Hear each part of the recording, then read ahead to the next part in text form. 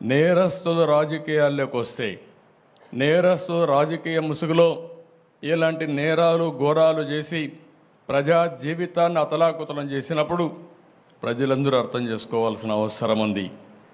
అదే కానీ నేరస్తులు రాజకీయ ముసుగు లేకపోతే నాకు 2 నిమిషాలు పట్టకొచ్చి తాట తీసి ఎక్కడ పెట్టాలనో అక్కడ పెట్టేవాడిని అని చెప్పి కూడా నేను మీకు తెలియజేస్తున్నా. నేను చాలా సంక్షోభాలు చూశాను. నాకు ఇవన్నీ ఒక లెక్క కాదు. నా పీరియడ్లో ఎవడో రౌడీ అనేవాడు ఎవడో రోడ్డు మీదకి వచ్చేవాడు కాదు.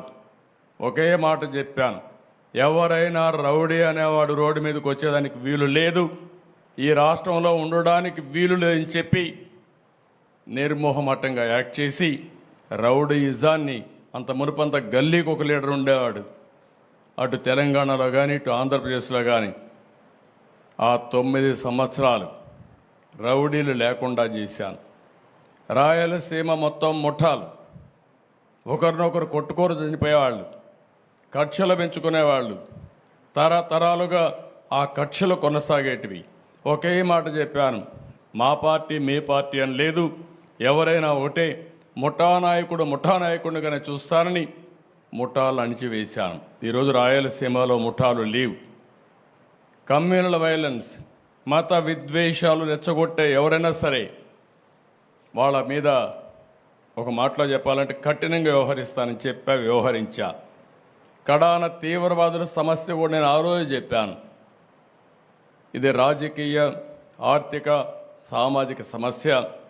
ఇక్కడ ఈ రాష్ట్రంలో అభివృద్ధి కావాలంటే, ఇలాంటి సమస్య ఉండడానికి వీల్లేదంటే కడాన నా మీద కక్ష కట్టి మీకు అందరికీ తెలుసు, తిరుపతి వెంకటేశ్వర స్వామి బ్రహ్మోత్సవాల సమయంలో బాంబులతో నాపైన దాడి చేసిన, ప్రజలకు న్యాయం జరగాలి, మీకు లా అండ్ ఆర్డర్ ఉండాలి, శాంతి భద్రతలు ఉండాలనే ఉద్దేశంతో నా ప్రాణాన్ని కూడా లెక్క పెట్టుకోకుండా ముందుకు పోయిన విషయం మీరందరూ గుర్తుపెట్టుకోవాల్సిన అవసరం ఉంది.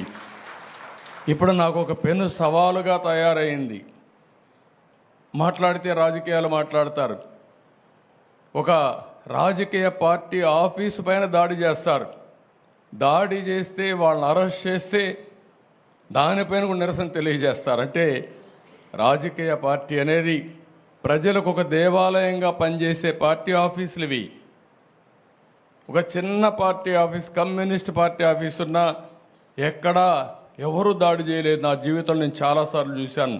40 సంవత్సరాలుగా రాజకీయ పార్టీ ఆఫీసులపైన, రాజకీయ పార్టీ నాయకులపైన ఎప్పుడూ దాడి జరగలేదు. ఎన్ని విమర్శించినా ఆ విమర్శని ఒక పాజిటివ్గా తీసుకొని కరెక్ట్ చేసాం తప్ప ఇంకోటి కాదు.